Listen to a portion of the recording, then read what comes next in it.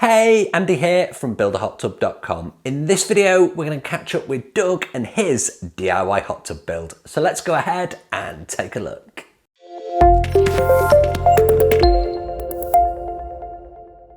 Okay, so for those of you that follow this channel or indeed read the blog, you will be familiar with Doug and his DIY hot tub builds. So what Doug is building is going to look something like this, and it's all been custom designed by me for him. I've supplied him all the parts, and now it's over to him to put all of this together. So it's super exciting times. Now, in the last episode, this was where we left him. We left him forming up the walls, ready for his concrete pour. And the key to forming up the walls is making sure that everything is really well braced. If it's not really well braced, when you put that concrete in, because of the weight, your walls are going to bend and you're not going to end up with nice perpendicular walls. They're going to be curved and it's really not good. So the key, as I said, to a good form is lots and lots of bracing. If you're not sure, put some more on. It's something that you can't do enough of. You can't have an overkill on the bracing. Yes, it might cost you a bit in the wallet, but overall, it's better to have a really well braced form rather than a curved wall. Now, before we move on and see exactly where Doug is at, always a great opportunity for me to say, please do subscribe to the channel, hit that notification icon to be notified when my videos go live. I do 2 long form videos just like this every single week, a whole bunch of shorts, and everything on my channel focuses on DIY hot tubs, plunge pools, parts, and pretty much everything in between.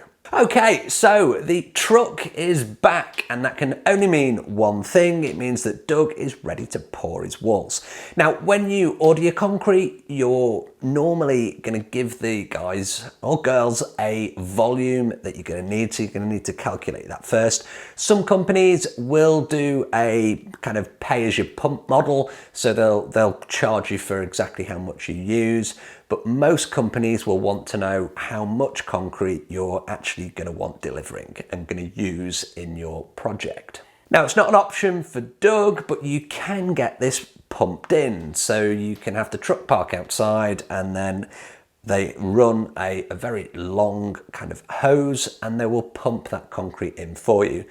It tends to be a bit more expensive that way, but if you don't have access, then the only option is, as Doug is doing, you can see here, it's using a large barrow and actually wheeling that concrete in manually by hand. Always good to have lots of hands on deck for this stage, because quite a lot of the concrete companies will actually charge you for the unloading time as well. So if there's more of you there to help, then it's going to help keep down those costs. So as the concrete has been wheeled in, it's then poured into the forms. And the key to pouring the concrete into the forms is when you get to the top of those forms, you want to get the vibrator or the whacking plate on that and actually vibrate all of that concrete down.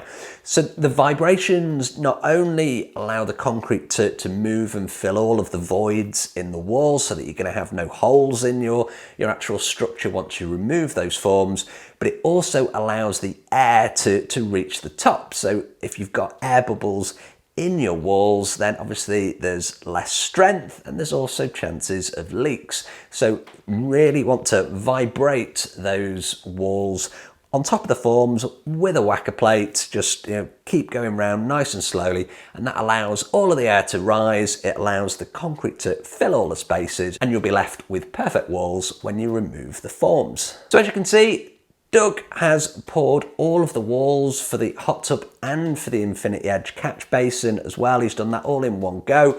Now, the next stage, he's got to let those cure. So it's going to be 3 or 4 days before he can actually remove the forms and see how good his walls are going to look. And guess what? That's going to be the next video that will be on this channel. So don't forget to subscribe so you don't miss any of my videos that I put out on this project or any of the others that are ongoing. As always, I hope you found this useful. Thanks ever so much for the view, and I'll see you on the next video. If you've liked this video, please do like, share, and subscribe to the channel. I'll see you on the next video.